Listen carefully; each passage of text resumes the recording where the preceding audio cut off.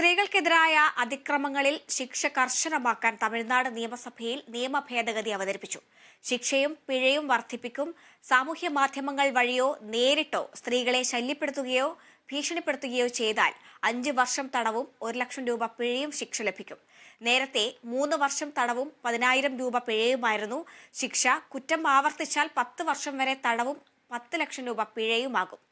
കൂട്ടബലാത്സംഗ കേസുകളിലും ഉയർന്ന പദവികളിൽ ഉള്ളവരോ മേലുദ്യോഗസ്ഥരോ ഉൾപ്പെട്ട കേസുകളിലും മുൻകൂർ ജാമ്യം നൽകില്ല. ലൈംഗിക അതിക്രമ പരാതികൾ ലഭിച്ചാൽ 24 മണിക്കൂറിനകം പോലീസിനെ അറിയിച്ചില്ലെങ്കിൽ 50,000 രൂപ പിഴ ചുമത്തുമെന്നും നിയമത്തിൽ വ്യവസ്ഥയുണ്ട്.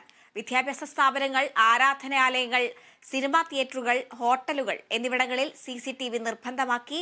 നിയമ ഭേദഗതി ബില്ലുകൾ മുഖ്യമന്ത്രി സ്റ്റാലിൻ നിയമസഭയിൽ അവതരിപ്പിച്ചു.